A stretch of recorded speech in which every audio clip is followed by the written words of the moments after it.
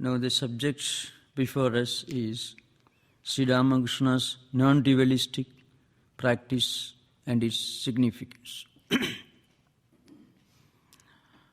From a historical point of view, Sri Ramakrishna's practice of Advaita sadhana or non-dualistic spiritual practice has got a great significance from the standpoint of history of religious thoughts. If you read the latest books on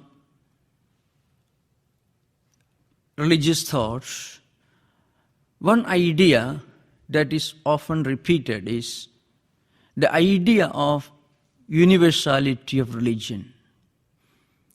Now, if you compare books written on religious thought till about 1920s or maybe till about the beginning of 20th century, you won't find much reference to a concept like universal religion. Sometimes these terms were used, but not in the sense in which it is used today. Today, when you use the term universal religion, what you mean is universality of spiritual experience, which is the essence of all religious traditions. This is the real meaning of universal religion understood in today's context. So if you attend any interreligious dialogues, even in interreligious dialogues conducted by the WCC, World Council of Churches, especially from 1960s onwards, there is a trend to use this term universal religion, not in the sense in which it was used till the beginning of 20th century. Till the beginning of 20th century, universal religion meant a religious tradition which is widespread, which has got a universal following, which has got adherents and followers and believers in all the 7 continents of the world.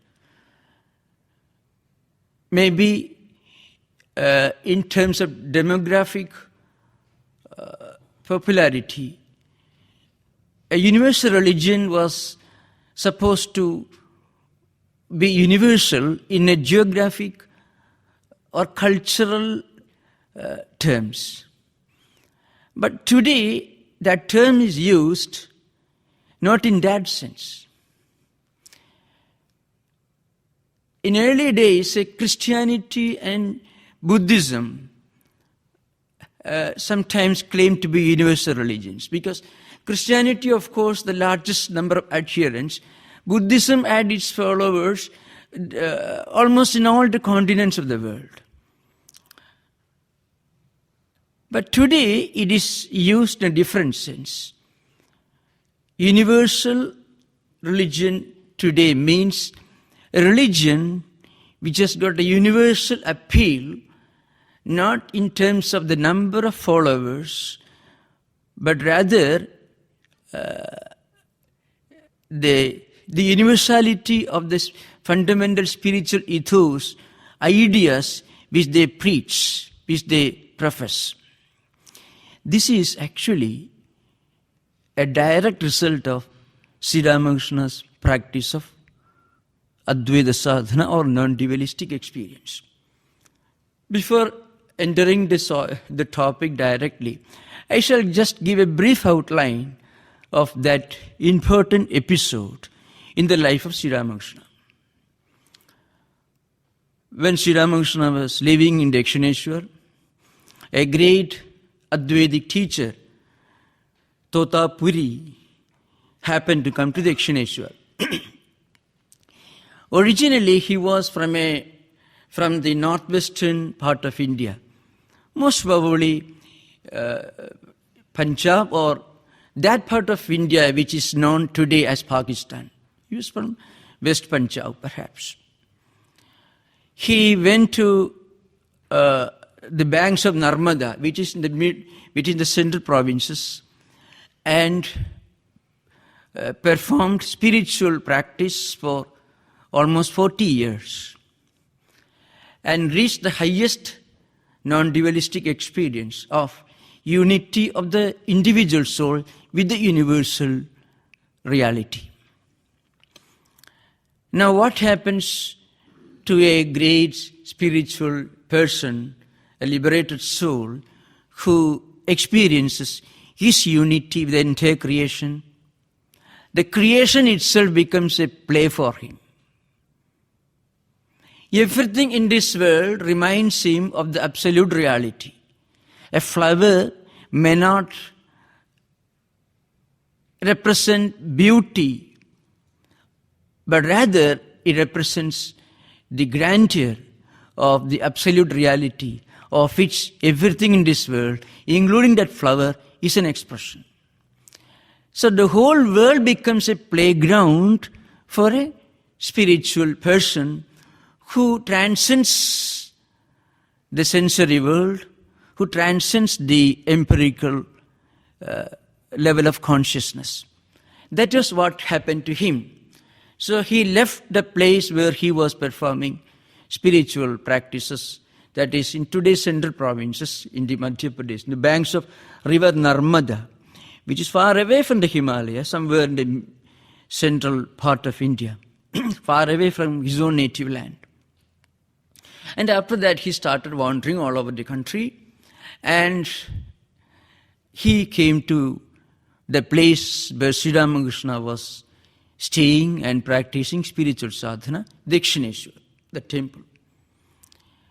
When he reached there, he found, to his total surprise, an extremely advanced spiritual soul, whom he found to be the right person, the fittest person to practice non-dualistic sadhana.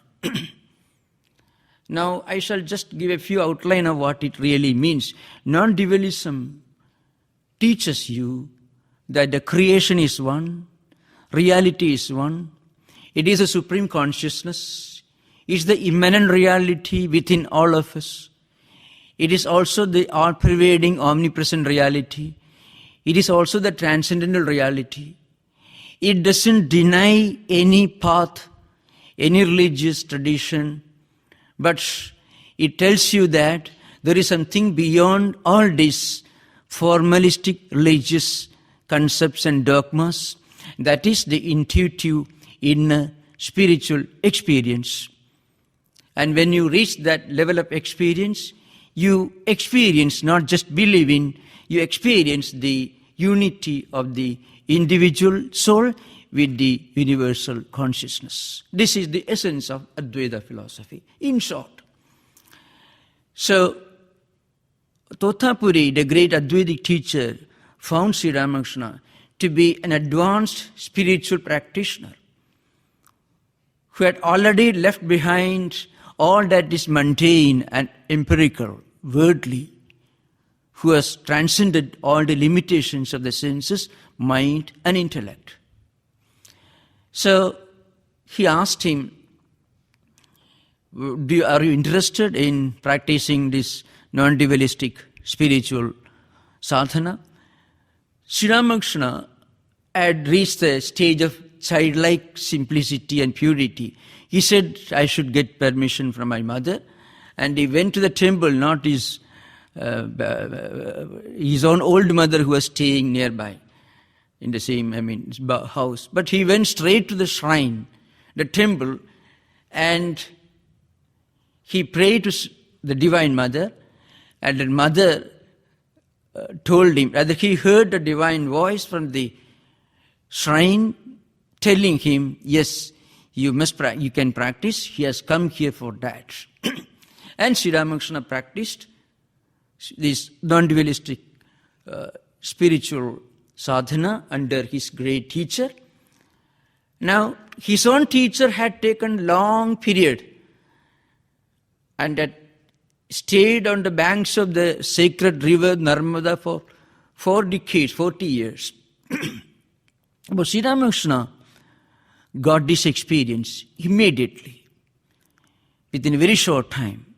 When Sri Ramakrishna was instructed, when he received the instruction verbally from his teacher, that instruction came to him not as words, but as his own innate experience. This is what really happened. And for 3 days he sat in samadhi. And of course, I don't want to go into those details. In the beginning, Sri Ramakrishna had some difficulty because his mind was so firmly attached to Divine Mother. So the name and form of the deity whom he was meditating on, worshipping for several years, could not be transcended. But Totapuri asked him to meditate on the middle of the 2 eyebrows. When Sri Ramakrishna expressed this difficulty in reaching that experience, Totapuri went round, took a sharp piece of glass and pierced it between the 2 eyebrows and asked Sri Ramakrishna to meditate on that point, and immediately Sri Ramakrishna could transcend the empirical, the ideal of God with name and form and attributes, and he reached the level of supreme consciousness where he identified his own unity with the supreme consciousness. And he sat there in samadhi for 3 days. This is the story, this is the episode, this is the incident in his life. Now here are a few things that we have to understand.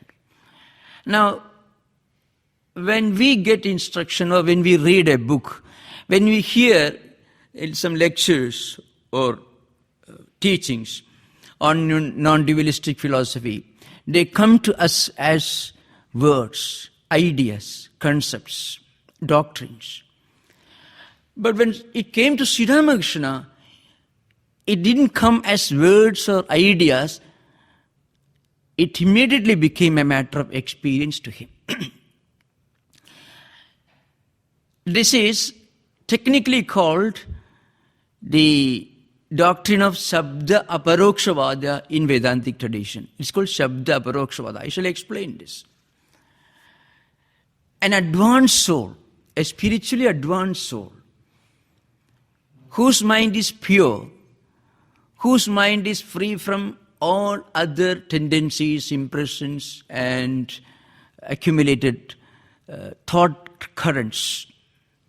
When he is fully concentrated on the supreme spiritual ideal, then what happens? The moment he comes in contact with that ideal, either through instruction from the teacher or through any other means, it immediately becomes a matter of experience to him. That's because he has reached such a high level of spiritual fitness. Now there are other spiritual aspirants who are sincere spiritual seekers and who are practicing meditation, worship, contemplation, and so on. But their minds are not so fully focused. When they come out of the meditation hall or the worship room, their mind goes back to the world. Again they try. So their minds are in fact divided into 2 conflicting streams of thought. On the one hand, they're sincere spiritual seekers, they read sacred books, they listen to spiritual ideas, they worship, they meditate, they do japa, repetition of the holy name. But then, at other times, their mind is distracted. So they have to continue this practice for a long time till their mind becomes fully concentrated on the object of meditation.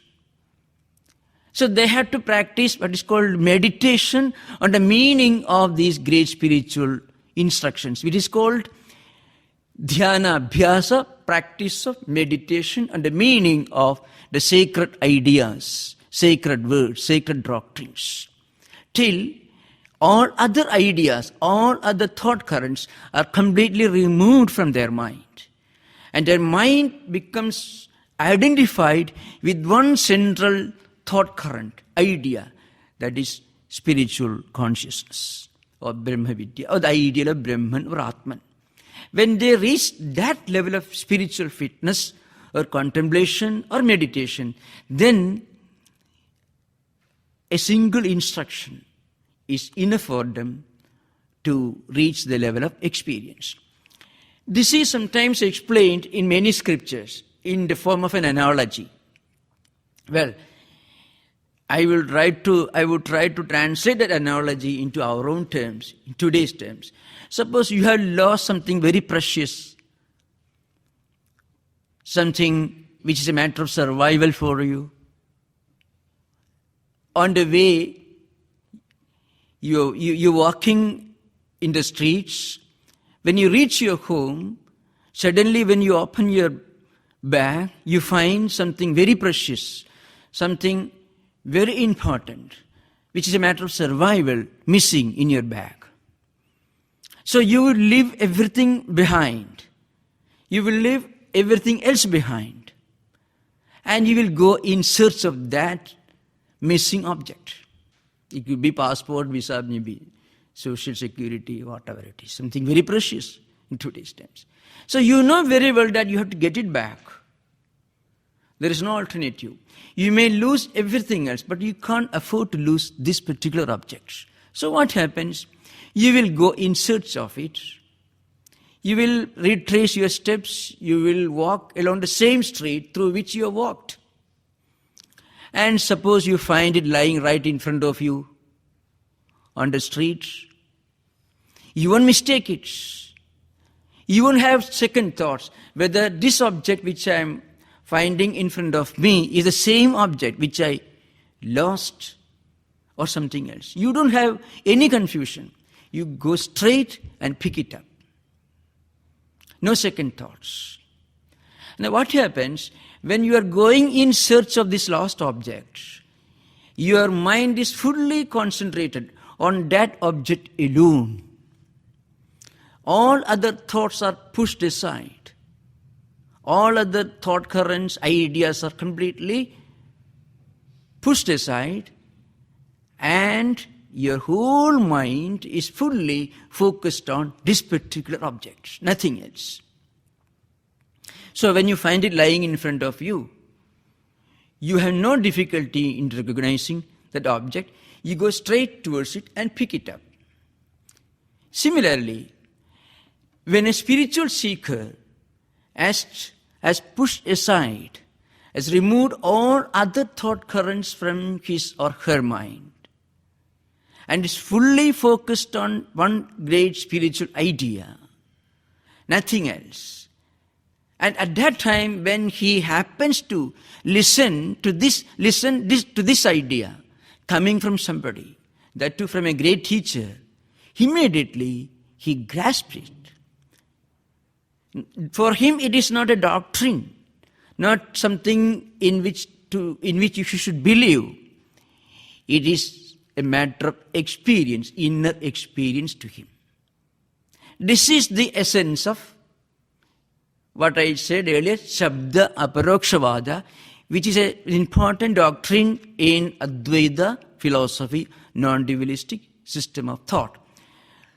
For those who are interested, we can say this school of doctrine, Shabda Aparokshvada, was held by the two great disciples of Shankaracharya, who were post-Shankarite Advaitins, Padmapada and Sureshwara. Sureshwara himself, he expounds this theory. He says that if you are spiritually fit, if you are fully endured with the four fundamental disciplines which are necessary for all spiritual aspirants, like the ability to discern between the real and unreal, and then complete renunciation, detachment towards pleasure in this world or next world, and complete inner self-control, and fourth, an intense desire for liberation. Nitya nitya vastu vekaha, ikamutra phalabhoga viragaha, samadhi sukha sampatti mumukshum. These are the 4 terms which are called sadhana chadushtayam in Vedanta, which I already outlined. First, you must have a strong sense of discerning mind. We must be able to distinguish what is real and what is unreal. Mentally, we must be able to give up what is unreal, what is mundane, what is empirical, what is transitory, what is changing, what is non-permanent. And again, we must have a sense of complete renunciation for any kind of enjoyment in this world or the other world, in heaven. Then we must have full self-control, and then most important, we must have an intense desire for spiritual enlightenment. If a spiritual seeker is endued with these 4 great qualifications, then spiritual experience is very close to him. So if you, when we hear spiritual ideas, when we listen to spiritual ideas, still if we find there's a conflict going on within our mind, it only means that we have to strive further, we have to push aside all other mundane empirical ideas from our mind. We may live in this world, do our duty, but keep in mind all these things are non-eternal. We may need them for living this world, but we should not be attached to those things. These are the characteristics of this particular school of philosophy. The other school, for academic interest, I shall say a few things.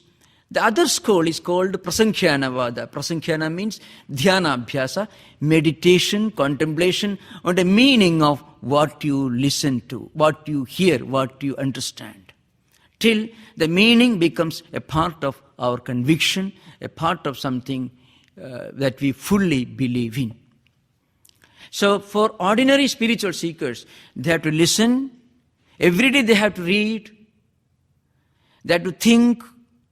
They have to contemplate. And they have to reinforce these spiritual ideas in their mind. And slowly try to spread the influence of these spiritual ideas throughout. I mean, when they worship, when they are performing worship in their rooms, they may be in a spiritual mood. That spiritual mood should also pervade slowly towards other moments in their life. That is the essence of the other school, which is meant for ordinary spiritual seekers. Now, in Sri Ramakrishna's case, when the Tautapuri instructed him that all these that you find around us are non-eternal, it's called a cosmic path. Everything other than the absolute reality is negated. What is left out is the absolute reality which is beyond definition, which the negator cannot negate himself. And ultimately he comes to the experience that everything in this world is Brahman. Sarvam Khalu Idam Brahma, it is called. The first approach is we have to negate Nanta Prajnam, na Bhish Prajnam, na Ubhayada Prajnam, etc. And ultimately the spiritual seeker comes to the level of experience when he realizes that everything in this world is an expression of that supreme consciousness. Now, this is the essence of universal religion. How does it become the essence of universal religion? That's what I'm going to explain next.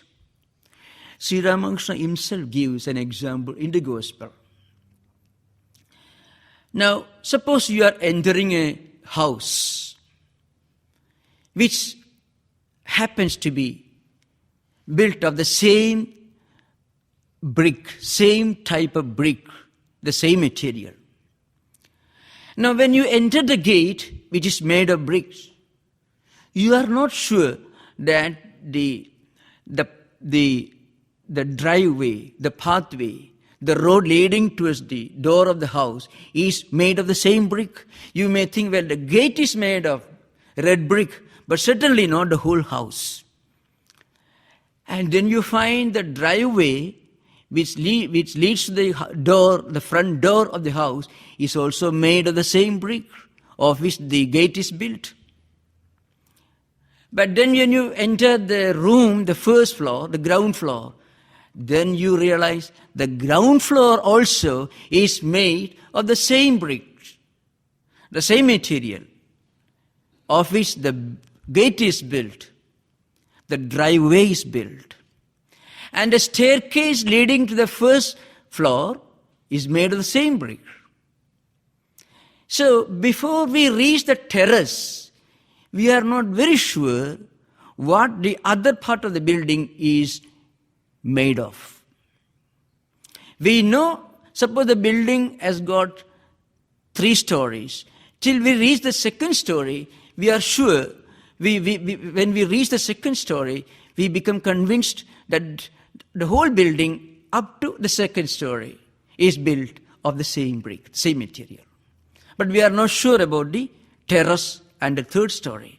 When we reach the third story, and when we reach the terrace, the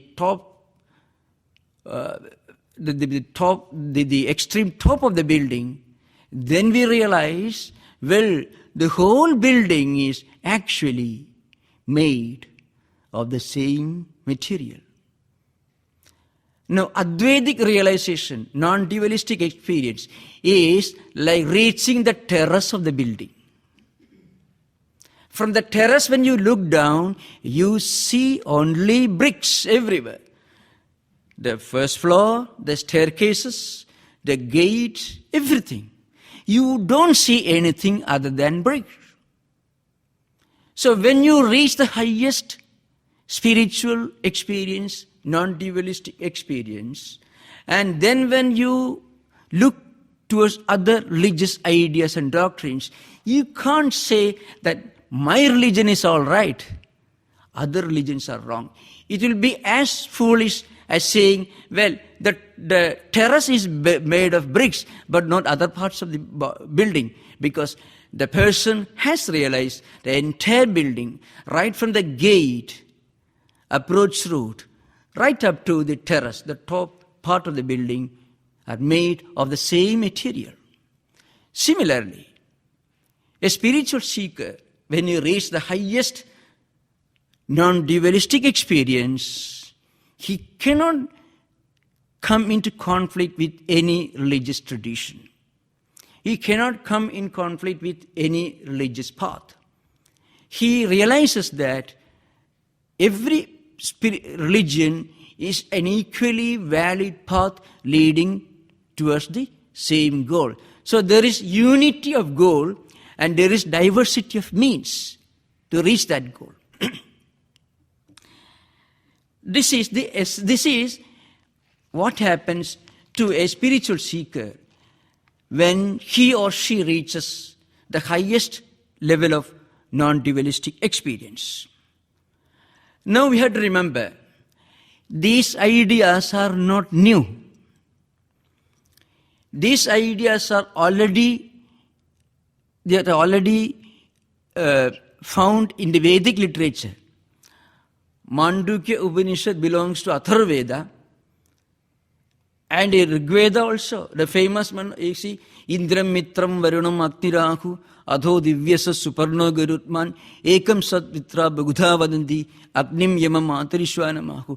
This statement comes in the first mandala of Rigveda, which says that all the different deities, whether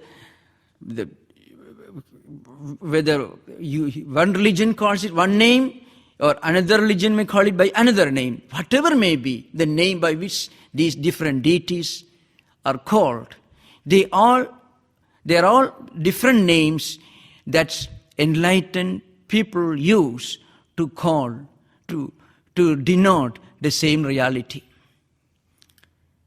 When we reach the goal and when we look back towards the means, then we understand there is diversity with regard to means, but there is unity with regard to the goal. In the Mundaka Upanishad, which belongs to Atharvaveda, there is a well-known celebrated verse. You have to think of an analogy. All the rivers, Suppose there are 5 rivers which flow in the same direction and which empty their waters into the Pacific.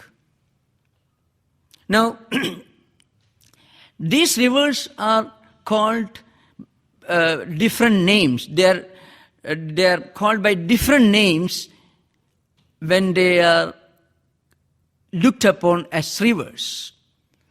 But when the water reaches the ocean, the diversity with regard to means, the path, the rivers vanishes, and the unity alone exists. The unity is the point where the rivers merge with the ocean.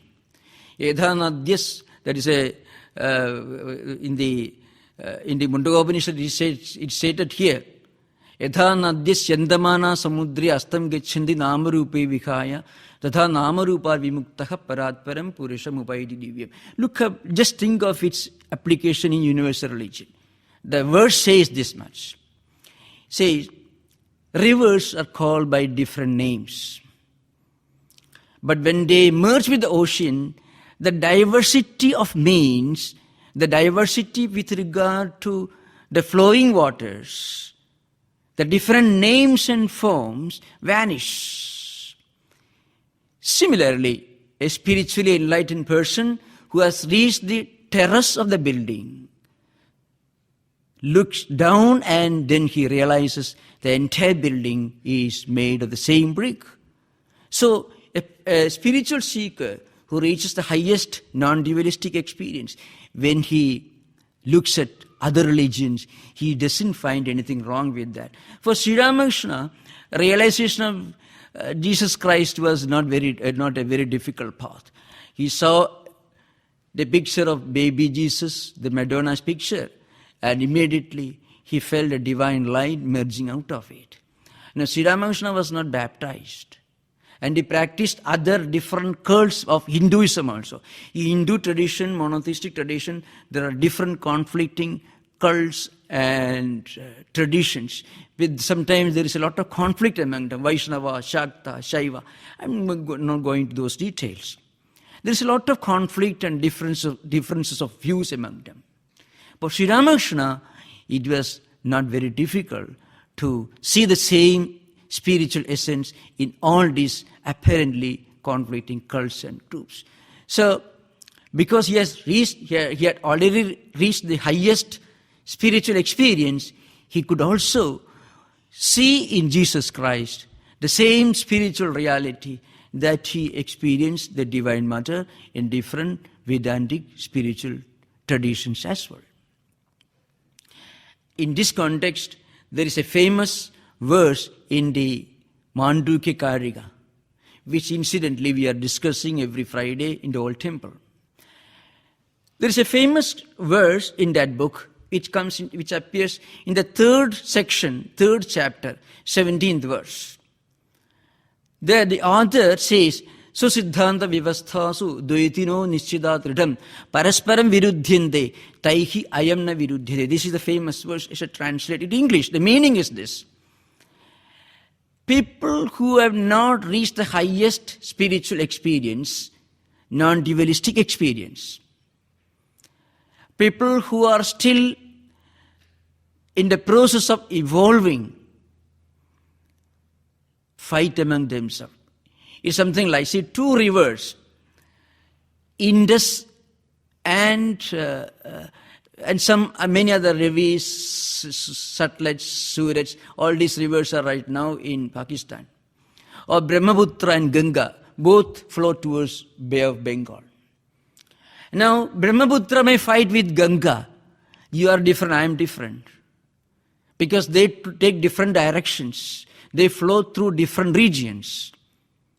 But when they merge the waters in the Bay of Bengal, this diversity vanishes. So those who have not reached the highest peak of spiritual unity, those who have not realized the spiritual essence in all beings, those who have not realized the immanence and the omnipresence of the spiritual truth, will fight among themselves Dualists fight among themselves, but non-dualists do not fight with anyone, because non-dualists realize the dualists are also part of our own being. Because they can't see anything in this world. There is no otherness for them. It's not by wiping out distinctions, but rather accepting the other as our own. Otherness is removed not by rejecting, but by accepting the other's view as our own view. So there is no otherness for a non-dualist. So this is the philosophical foundation of universal religion. The great commentator Shankaracharya writes, Susiddhanta vyavasthasu, susiddhanta vajana niyameshu, etc. Ivameva esha paramartho, buddha arhadadi drishti-anusarino dvaitino nischitaha, etc. What do they say? They think evameva esha paramartha. Our path is real. All dualists, all those who follow the limited path, they would tell you, our path is right and your path is wrong.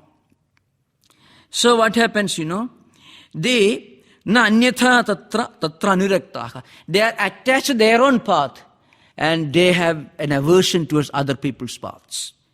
Then what happens? They are fighting because of raga and dvesha, attachment towards their own chosen path, and an equally strong aversion towards the path of other people. Itevam ragadvesho petaha susiddhanta darshana nimitteshu. What happens? They fight among themselves. Pasyandattam dushantaha parasparam viruddhinde. They fight among themselves. Then the great commentator Shankaracharya says, non-dualists do not fight. That's why it becomes the foundation of universal religion. What happens is, Taihi anyona virodhibhihi asmadiyoyam vaitikaha sarva ananyatvat atmegatva darshana paksho na viruddhide yatha sukhasta padadibhihi egam ragadvesha anaspadatvat atmegatva buddhireva, etc. So the point is this, I shall explain. Non-dualists do not have any conflict with any other religious tradition. Example is given. You cannot fight with your own hands and legs. If you are angry with your own head and you give a blow to your own head, you will hurt yourself. If you are angry with your own hand and you give a blow to your own hand, you will hurt yourself. Similarly, non-dualists, seeing their unity, their non-difference, non-distinctiveness with other religious traditions, cannot and do not come into conflict with them. Because they believe the other's path is not different from their own path. See, a commentator he goes beyond this. Yatha sukhasta padadibhihi kadajit aghade na viddesho jayate. See, suppose your left hand hits your right hand, you are not angry with your left hand. Why? Because both the right and left hands are your own. Not, they don't belong to anybody else. Similarly, a non-dualist sees his own spiritual truth expressing through other religious traditions. So the foundation, the essence of universality of non-dualism is this. The foundation is the unity of spiritual experience, not belief, not concepts, not dogmas. So it is not a kind of intellectual exchange of ideas between religious traditions.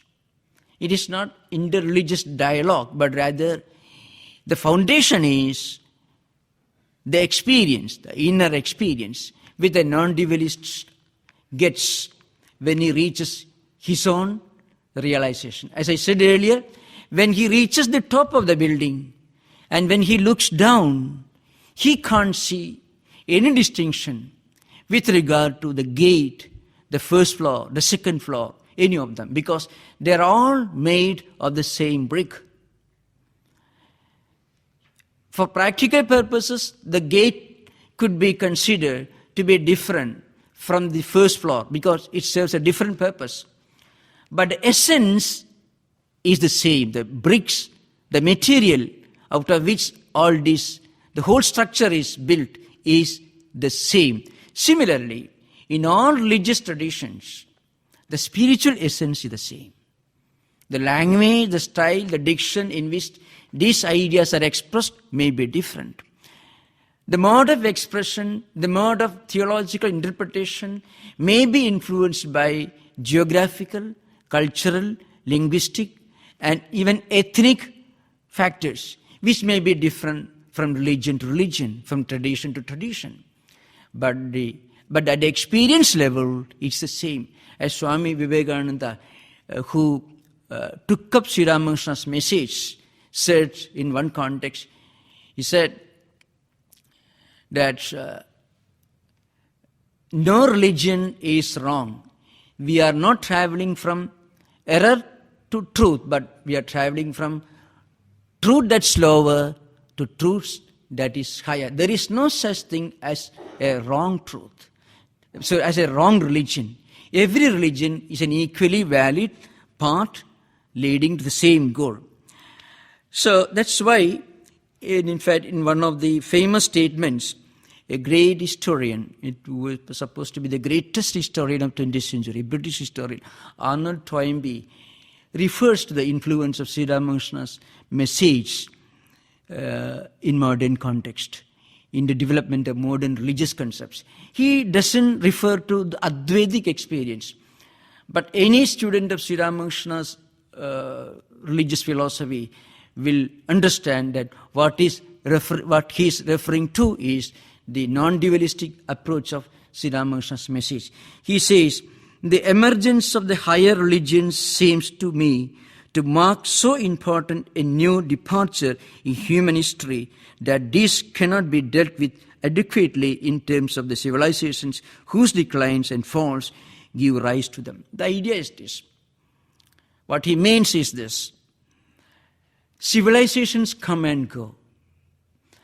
And those religions which are often interpreted by theologians in narrow civilizational or ethnic or cultural terms may lose their relevance, not the essence.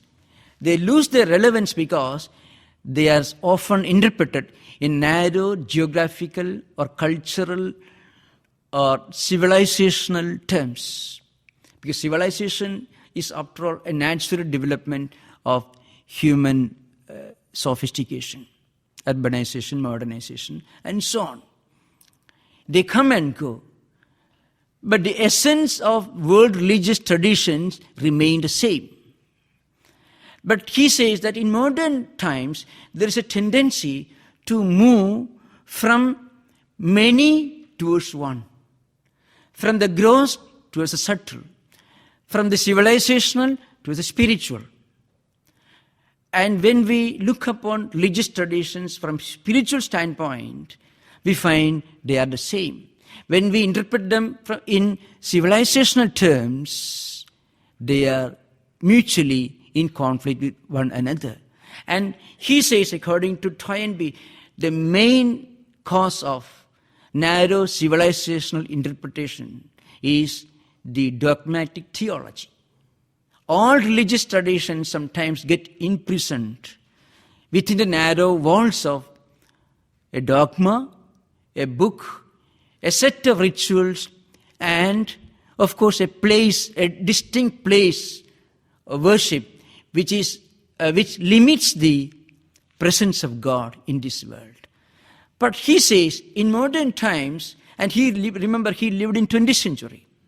His study of history was written, his magnum opus, it was written in 20th century. So he says, in modern times, there is consciously or unconsciously, there's a tendency to move towards the universal from the nationalistic, towards universal from the civilizational.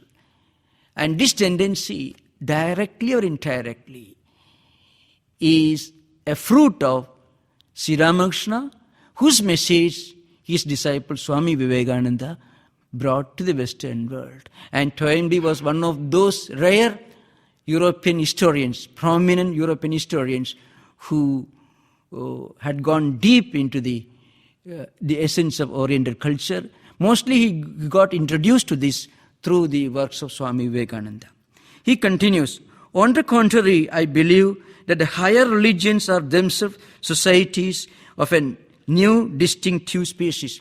This new interpretation of higher religions, that is what he is referring to in universal terms.